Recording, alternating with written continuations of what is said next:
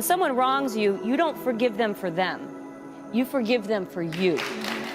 But if we just forgot it, then you would just go back to the same relationship. I feel like if you forgive them truly in your heart for yourself, but you remember the things that were done, it helps you create a boundary with that person so that you cannot continue to be hurt over. Absolutely. When a deep injury is done to us, we never heal until we forgive. Nelson Mandela. The quote that I have just conveyed is related to the topic of my speech today. So before we proceed, allow me to introduce myself. My name is Priyana Shaki Sinamiti Karol. I am from MC1101 E-Class, and I'm so pleased to give a speech today. The power of forgiveness. That's the topic that I choose to deliver today.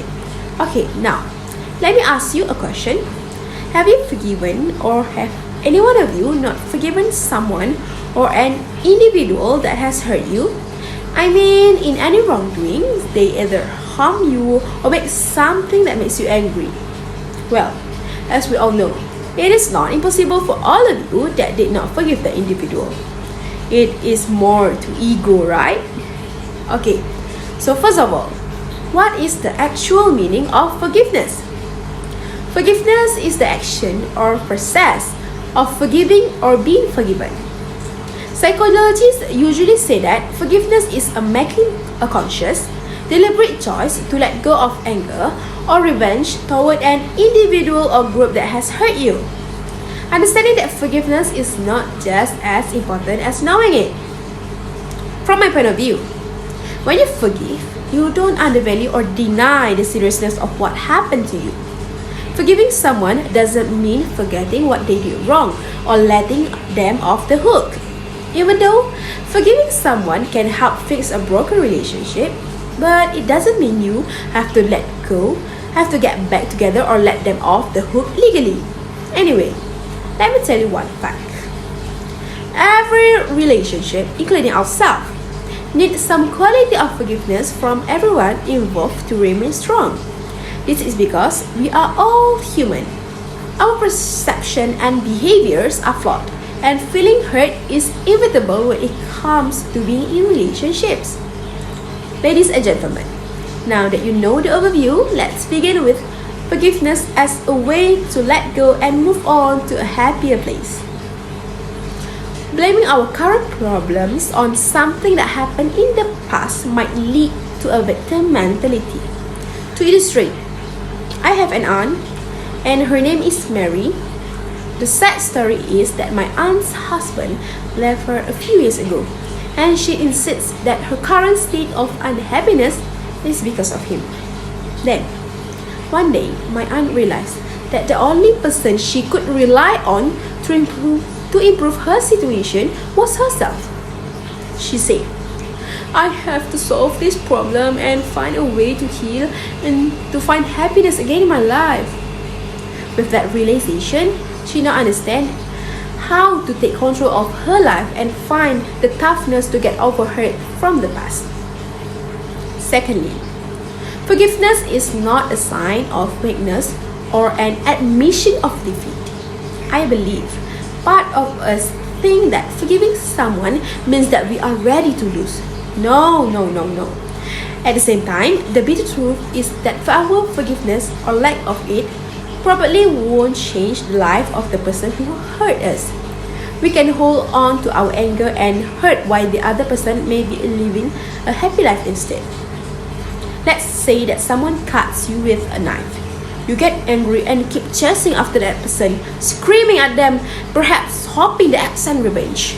Eventually, you collapse from your injury and exhaustion.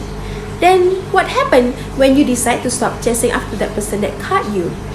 You can now tend your wound. You then stop bleeding. You can now think with a clearer head to decide what you want to do next. That's what forgiveness is about. By embracing forgiveness, we can also embrace the peace of mind, hope, and control of our life. That's the we can never forgive. Therefore, forgiveness is not about erasing what the offender did to you or that you are okay with the hurt being done to you. So, don't try to get the person who hurt you to like you again. The strong are the one who can forgive. Dearly beloved, Let's move on to the next point. I guarantee some of you will be asking how to begin and how to forgive someone. So then, I have some ways to start with the forgiveness journey. First thing first, you need to acknowledge your anger and hurt. Why? It is because forgiveness requires you to accept and understand your pain. Don't minimize or deny the wrong the offender did to you, and don't defend the person who did it. Accept that you have been hurt and have the right to feel hurt. Second, please accept that you cannot change the past. It's normal to wish that things had been different or that you had done something to stop the pain, but there's nothing you can do about the past. Instead, focus on your future. Moreover, decide what you need to do to protect yourself from being hurt again by the offender. For instance, if someone has verbally abused you in the past, you can choose to avoid associating with that person and other people with a similar toxic personality. Last but not least, commit to forgiveness.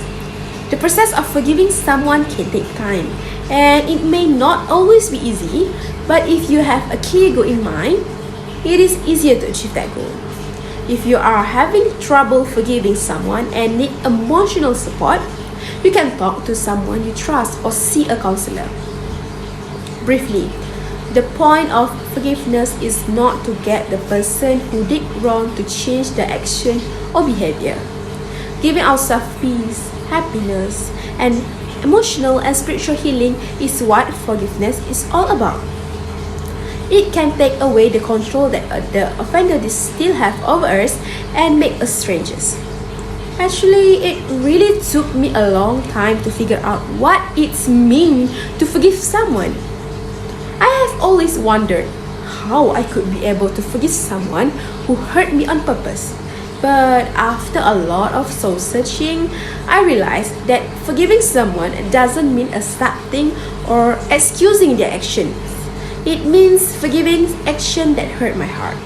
So, that's all I have to say about how important it is to forgive. Thank you all for giving me your precious time to listen to my speech today.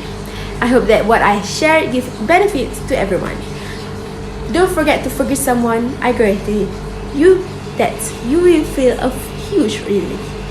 Thank you all for listening to what I say with patience. I hope you all have a good day.